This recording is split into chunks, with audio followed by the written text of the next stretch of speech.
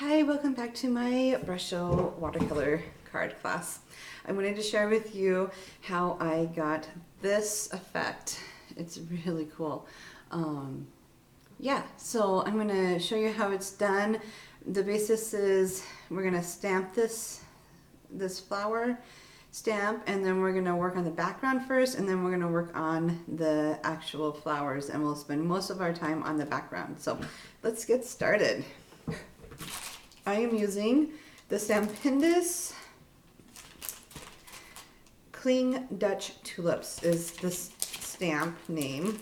It also came with two other stamps, the windmill, which would be really fun, and the corner stamp, but we're just interested right now in the tulips. And sometimes they fall off, and that's okay. And so we'll get the tulips, and then it also comes with the the masking for the tulips. I've never actually used those, but you could use them. All right, so for this stamp, I actually positioned it like this, like so it's almost, yeah. And so sometimes you just have to kind of play around with how you want it, and I think that's about where I want it. And I'm going to go ahead and, just in case I don't get a good clean stamp image at this right there, I'll put some magnets right there, and then we'll go ahead and stamp. So close my Misti, get this right there, get my black Archival waterproof ink, and tap, tap, tap, tap, tap.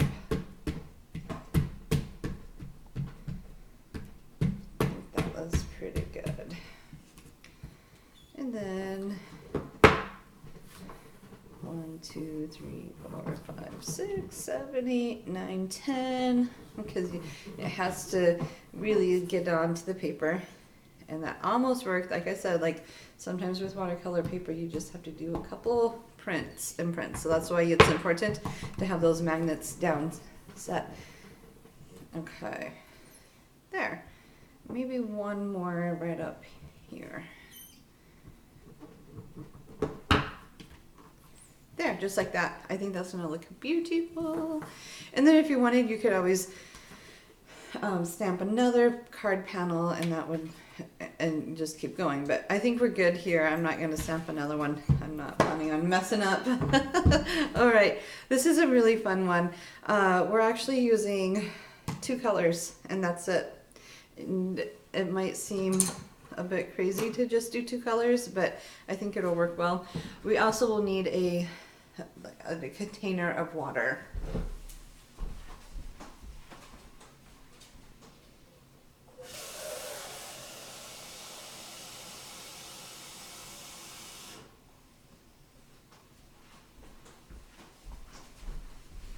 All right, here's my water. We are ready to go.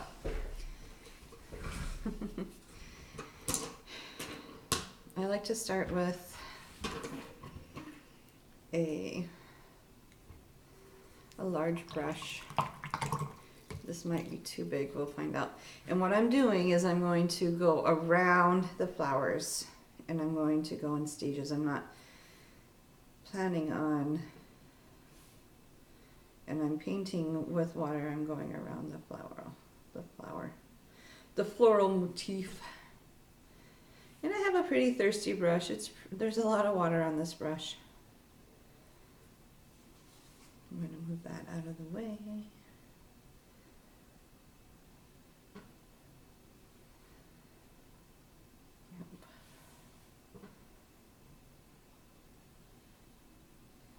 And I'm okay if I get a little bit of green on the stem, because that's this part that's going to be green as well, just a different green. Okay, I'm going to go ahead and start.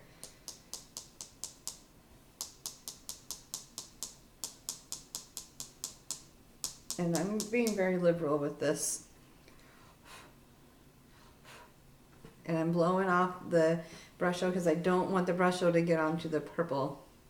And now what I can do is wherever I think I need more Brusho, which is right in here, right there, I can also kind of brush it around a little bit. I'm being very careful not to get into the purple petals. And I'm blowing away where I don't want. And if I see like this texture right here is really pretty, so I want to leave that. I don't want to touch that. I want to keep it where it is. But I will go down this way.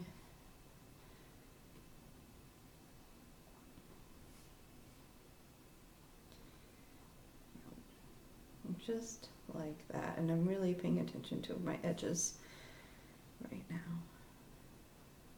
Yeah. And I'm just going to dab that in just to blend it a little bit. Yeah, so there's that part. Now we get to go to the next part, and then I'll fill in the middle part in just a second. I wonder if zooming in just a little bit will help you see. Okay. Now I know on the screen, the color, on your screen it might look brown, but this is really a pretty green, yellow, purpley. It's just, moss green is really pretty if you don't have it.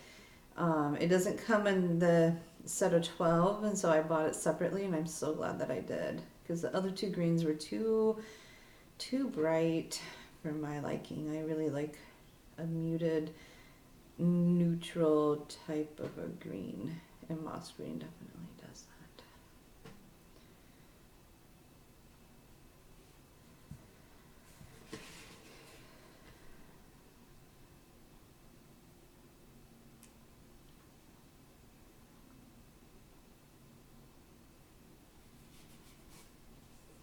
And then I always like move my head around a little bit to see like where the water is, so you can see that there's a sheen.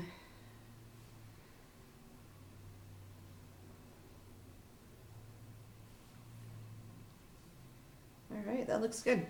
Let's go ahead and add the Brusho.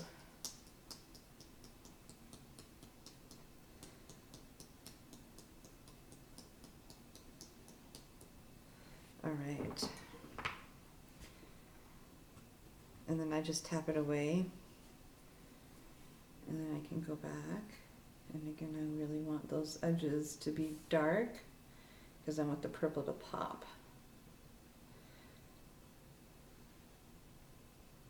So it might seem odd to do this right now. Not really though. Okay. Now we can go back in and get the in between the sides. And what I like to do is take my brush that's already full of that pigment and just paint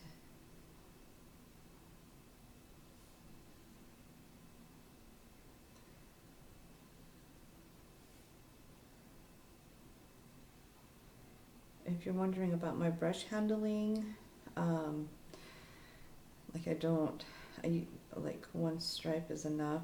I don't fuss, I'm not really too fussy about it. The Spirit of the Brush has it's a book, and it's written by a Japanese or Chinese inspired artist. She lives in the US, I believe, but she has studied Japanese art. And I'm just blowing it. Anyways, she has a great book called The Spirit of the Brush, and she talks a lot about how brush handling is so important. And so I've learned to handle my brush in a way where you just need like one stroke. Okay, I really like this background. I don't know if I'm going to change it, and I don't know how dark I want it to be because I need to get my purples in just before I can say, oh, I need it to be darker. However, and I'm going to leave the whites alone until I'm done with the purples. So I can go ahead and start. I'm going to do one more blowing on that so I can get all the crystals off of the whites. I don't want any green crystals on the where the purple's gonna be. I think I just dribbled some water on it, but that's okay. So what I'm doing next is I'm going to do the purple ones next, and then I'll do the green. And the stems, I just want it to be completely dry before I start on the stems. Okay, so what I like to do is this time I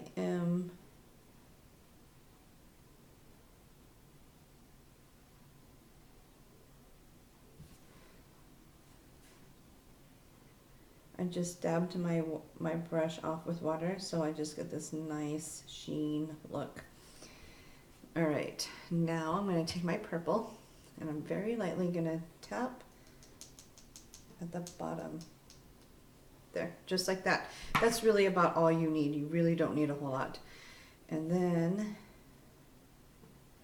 very lightly, I'm just going to paint in where I think the purple needs to go. Like I'm almost picking up the pigment and just moving it a tiny bit. I'm letting the water move the pigment. I'm just kind of there to help it.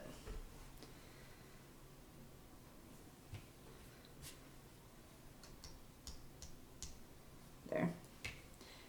Oh, and I just used my screen, but that's okay because I can take it off and start again. That's the wonderful thing about Brushos is even if you make a mistake, it's not super staining until you leave it on, until you leave it to dry. But if you did what I just did, you can always take it off and start over again. Just don't do it all the time.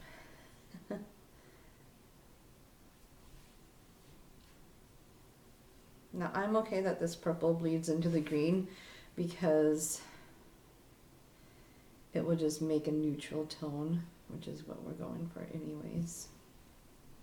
There, I like that. I would leave it. I would not touch that one at all. That one's as good as it's gonna get. Okay. Now let's go to the next one.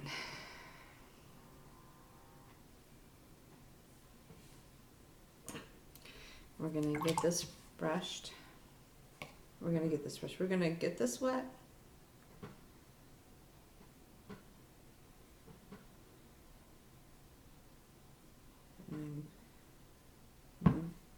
It sounds crazy, but the brush will record how you add water to it. So the water has memory. So I am very cautious of where I'm putting my water, how I'm painting the water onto the flower. All right, and then I'm watching it to see what it does, and it's doing what it's supposed to. I'm just gonna aid in its a little bit.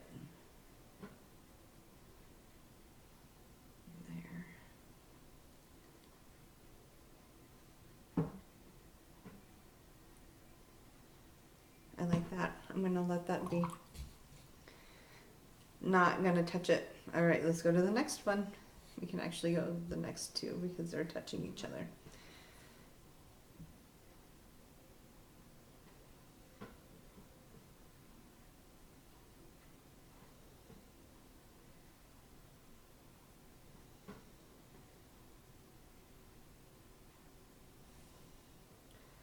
I'm okay that they got a little bit of this yellowy green in there. All right. I always think of tulips as dark on the bottom part and then getting lighter at the top. I don't know if that's really how that works, but in my mind I like to think that. So that's what I'm doing. That's why I'm painting the bottom first and not so much the top. Even though I think the top might enjoy having some of that pigment up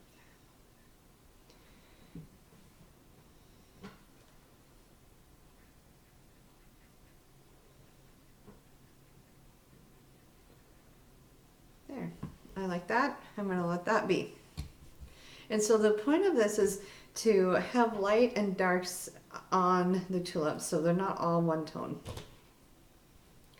And I think that looks really good. I think I might just add a little bit of brown, purple right there. There, I like that. Okay, last but not least, this one's all right.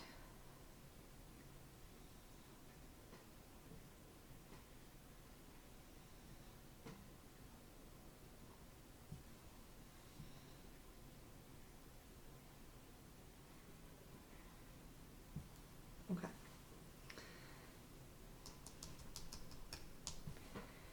That might be a little much. We'll see what happens.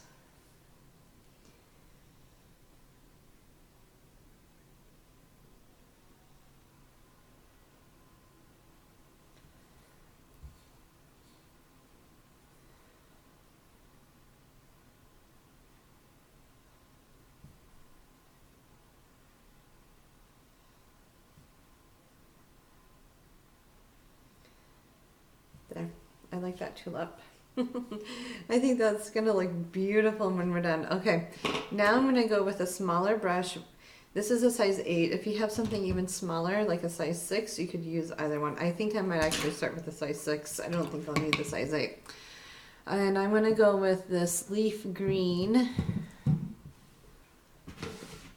Here's my leaf green, and I'm actually going to make a little puddle right there. I already got some water, and I'm going to go ahead and just paint the stems. I do want the stems to be a little bit different. You don't necessarily need them to look like it's like they're dead. I want them to look fresh and spring-like.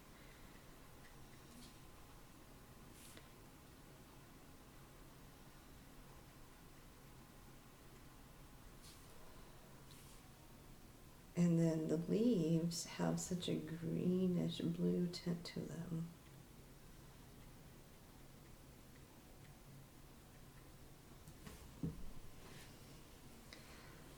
I'm going to add a little bit more green.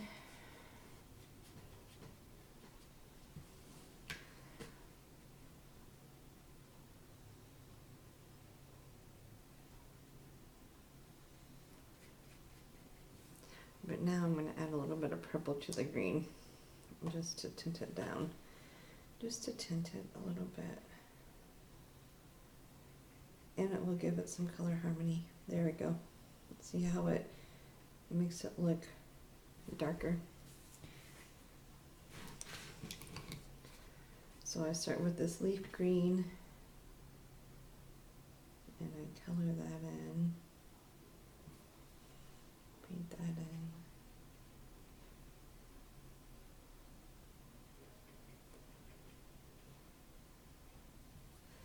And I'm going to take that purple and add the purple right there.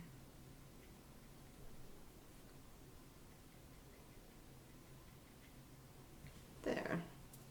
There we go, and we got a beautiful card. And once it's dry, you can go in and add a little bit more darks into there if you wanted. And why don't we? We have the time. Here is some leaf green, and there's not a lot of texture. All right.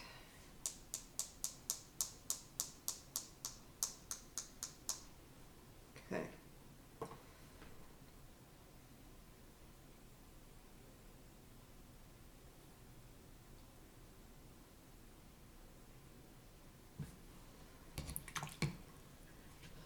And I meant to use moss green and I didn't. And because this tulip is still a little wet, the water is going to bleed into it. So I'm going to have to just let it dry and then come back to it later.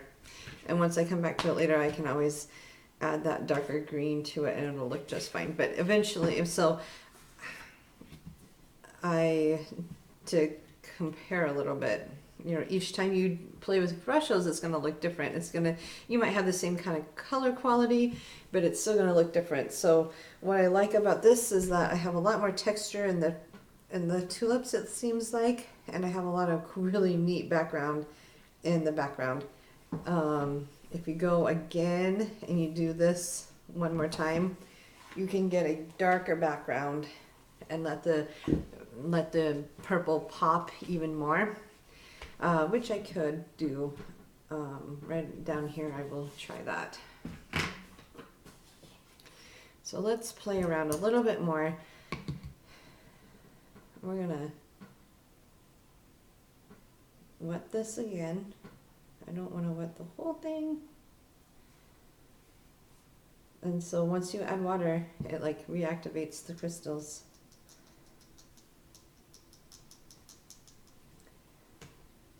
And then what I did is I did add some purple to my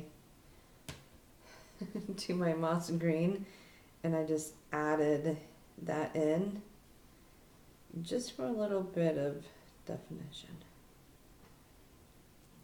It's called playing tricks on your eyes.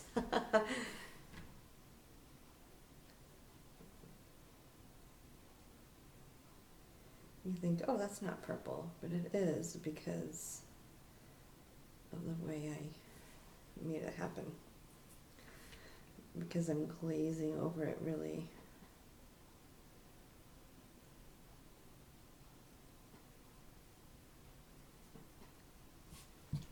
And you know you need more water when you start seeing brush strokes. And so I'll just keep going around the flowers.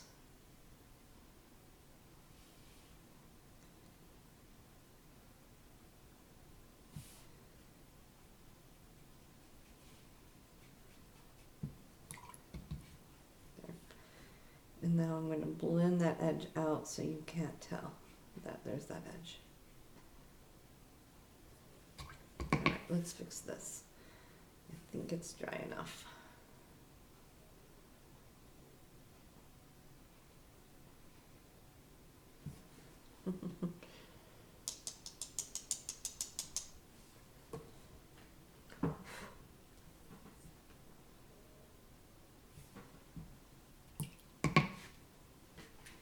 I think this is going to look really cool, actually, when it's done.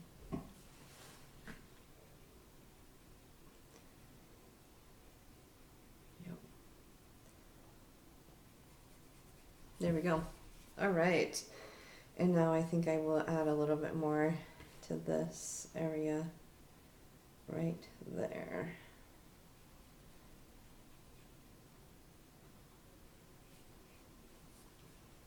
Here's my moss green.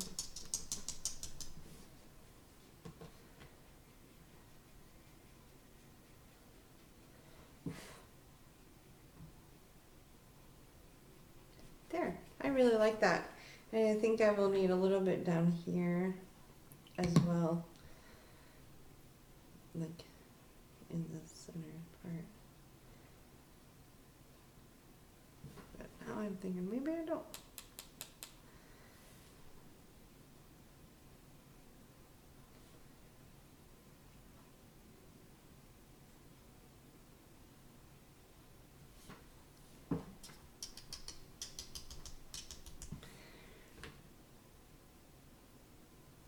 There.